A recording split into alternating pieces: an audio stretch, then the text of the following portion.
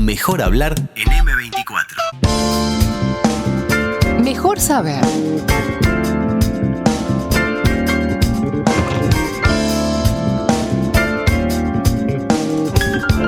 Le damos la bienvenida a nuestra compañera Alejandra Couto, que está en el estudio, bancando la toma en el estudio junto a los otros compañeros. Y rápidamente, porque no tenemos tanto tiempo, Ali, no te quiero quitar justamente espacio para que expongas tu trabajo, viniste con un informe que habla sobre la situación de las mujeres que deciden interrumpir el embarazo. Exactamente, Mariana, buenos días. ¿Y qué pasa hoy con la interrupción del embarazo, no?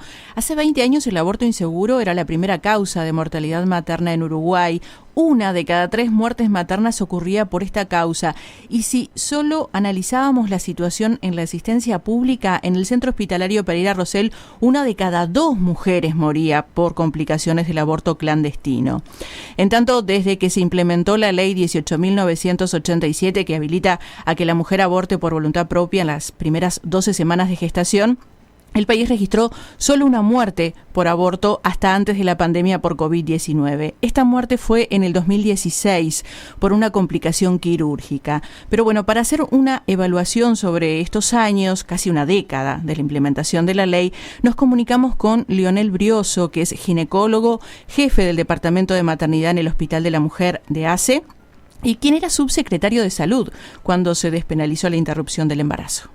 Lo más importante desde nuestro punto de vista es que el proceso de despenalización del aborto es la continuación de un proceso que había empezado 10 años antes con la instrumentación de los servicios de salud sexual y reproductiva y de los servicios de asesoramiento dentro del modelo de reducción de riesgo y daño de iniciativas sanitarias contra el aborto provocado en condiciones de riesgo. Entonces, en el 2012 lo que se hizo fue dar un nuevo salto cualitativo, que fue, al despenalizar, progresar ya no en el asesoramiento, sino en el acompañamiento directo y en la provisión a las mujeres que deseaban interrumpir el embarazo de los métodos para hacerlo. Creemos que ha sido una instrumentación extremadamente exitosa para las condiciones que tenía el país en ese momento, ya que luego de un primer periodo en el cual hubieron algunos problemas de falsas objeciones de conciencia y lugares donde habían muchos pseudo objetores de conciencia, finalmente se pudo ir en poco tiempo, en el correr de meses y en un par de años, generando los equipos de salud sexual y reproductiva en todo el país que permiten hoy el acceso seguro a la interrupción del embarazo en el contexto siempre del sistema sanitario. Bien, Brioso, refiriéndose a la objeción de conciencia, uno de los temas más mentados, ¿no?, más problemáticos de la implementación de la ley. Ale. Exactamente, sí, es la libertad del profesional de oponerse a la realización de un procedimiento, aunque sea legal, si entiende que atenta contra sus convicciones religiosas o filosóficas. Pero este punto lo vamos a retomar más adelante en el informe. Vamos, si te parece, a conocer cómo ha sido la evolución en la cantidad de abortos, porque supongo que todos recordaremos aquella leyenda que se había instalado de que después de que se aprobara esta ley, muchas más mujeres iban a interrumpir su embarazo, iban a abortar. Bueno, escuchemos a Brioso. Como habíamos anunciado en su momento y así de hace 20 años, de hecho este año cumplimos 20 años de iniciativas sanitarias, la ONG que fundé en su momento con un grupo de colegas para implementar el modelo de reducción de riesgo y daño y que yo tengo el honor de presidir, pero desde ese momento siempre dijimos lo mismo. En todos los países del mundo, y Uruguay no podía ser la excepción, una vez que se despenaliza el aborto, mejoran tremendamente los registros del número de abortos que hay en el país y por lo tanto, por unos años hay un aumento del número de registros hasta que se hace un sistema confiable y estructurado en todo el país. Luego se estabiliza y luego comienza a disminuir. Bueno, eso es exactamente lo que pasó en Uruguay. Se incrementó el número de registros hasta el año 2017, se estabilizó en el 2018 y en el 2019 fue el primer año que disminuyó el número de abortos. Esto es un elemento que la pandemia ha eclipsado y no se ha difundido lo suficiente. Antes de comenzar la pandemia y antes de comenzar la nueva gestión gubernamental, el número de abortos había comenzado a disminuir. ¿Qué ha pasado en el 2020? No lo sabemos. Alejandra, ¿manejás cifras concretas del número de abortos? Exactamente, sí. Bueno, Brioso decía que no hay números oficiales del 2020, pero la Diario publicó en febrero de este año una nota a Victoria Laflub, directora general del Centro Hospitalario Pereira Rosell, donde la jerarca informa que el número de interrupciones voluntarias del embarazo creció, muy poco, pero creció en 2020. Fueron 1.516 con respecto a 1.501 que se habían registrado en 2019. Bueno, buscando cuáles podían ser los motivos de este incremento, porque saldría de lo que estadísticamente se esperaba, me topé con un informe realizado por varios especialistas, entre ellos Brioso, que se llamó Análisis del impacto de la pandemia COVID-19 sobre la calidad de los servicios de salud sexual y reproductiva. Bueno, según este análisis, los embarazos no deseados pueden aumentar por varias razones: falta de acceso a servicios de anticoncepción, aumento de las situaciones de violencia basada en género y abuso sexual, empeoramiento de la situación socioeconómica. Bueno, sin lugar a dudas, todos estos factores los hemos vivido durante esta pandemia. Pero bueno, ¿qué debe hacer una mujer cuando sospecha que tiene un embarazo y no desea continuar con él? Primero tiene que ir al doctor, al ginecólogo o ginecóloga, pero aclarando que es para el procedimiento IVE, interrupción voluntaria del embarazo. Después de la confirmación mediante análisis de sangre o ecografía, nos van a derivar con un equipo interdisciplinario compuesto por ginecólogos, psicólogos y trabajadores sociales. Allí nos van a informar. Luego de 5 días obligatorios de reflexión, volvemos al ginecólogo, que probablemente nos dé el medicamento para interrumpir el embarazo. El último paso es volver para controlar que todo esté bien, bueno, y asesorarnos sobre métodos anticonceptivos. Todo esto en una situación normal, Mariana, porque en el interior del país a veces se presentan algunas dificultades. Sobre eso dialogamos con Lilian Abrasinskas, es la directora de la ONG Mujer y Salud en Uruguay, de MISU.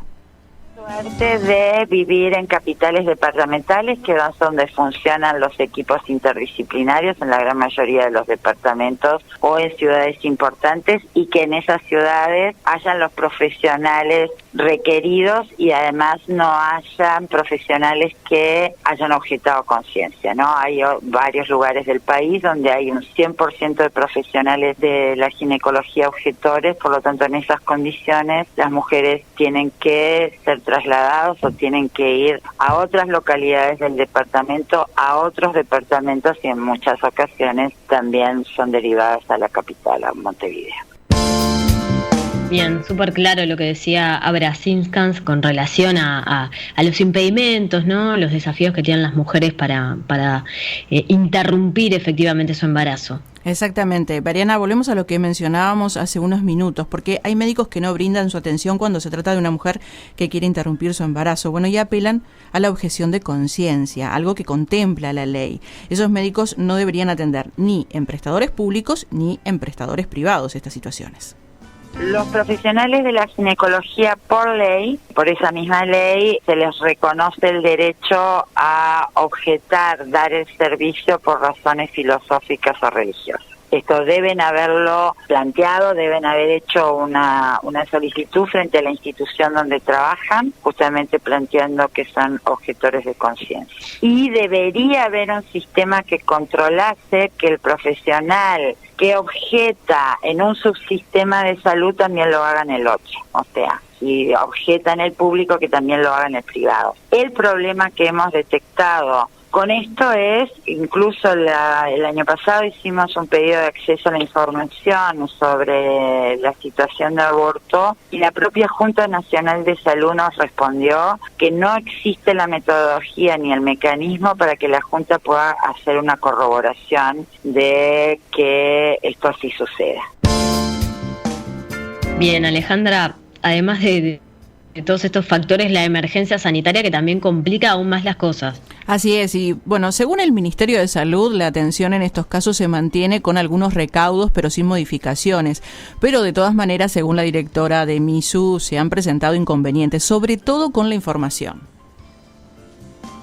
Siempre ante cada cambio de administración tratamos de chequear cuáles van a ser las políticas sanitarias en este campo y prioridades, ¿no? Y en tiempo de pandemia justamente queríamos ver cómo iba a definirlo las nuevas autoridades en el gobierno. El problema fue que ni fiscalizó, ni controló, ni le informó a la población. Con lo cual esto ha tenido una suerte de discrecionalidad, debilitamiento, desinformación, y además a esto sumado lo que fue la perplejidad al comienzo de la pandemia, ¿no? Pero un año después seguimos sin saber, primero, esta política qué prioridad tiene para el Ministerio de Salud y las políticas sanitarias. No hemos logrado que el Ministerio de Salud Pública responda a nada, ni a pedidos de acceso a la información. Las respuestas que nos han dado son absolutamente deficitarias y a veces bastante incoherentes con pedidos anteriores. No se ha restablecido la Comisión Asesora en Salud Sexual y Reproductiva que existía en el Ministerio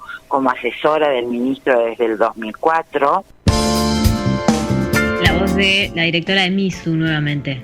Sí, hablando de información, bueno, y hablando de información, ustedes seguramente recordarán algo que sucedió el 13 de diciembre. Un adolescente de 14 años falleció luego de haberse realizado un aborto dentro del circuito legal en los servicios públicos del departamento de 33.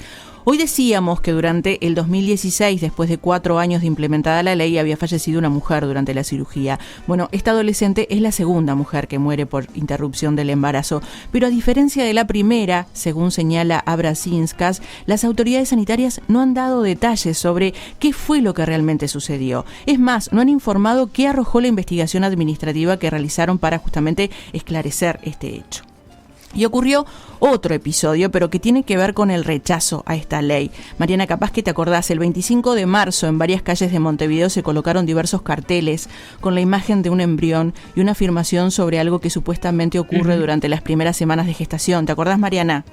Sí. Bueno, la fecha coincide con lo que diversas organizaciones opositoras al aborto legal en el mundo catalogan como Día Internacional del Niño por Nacer.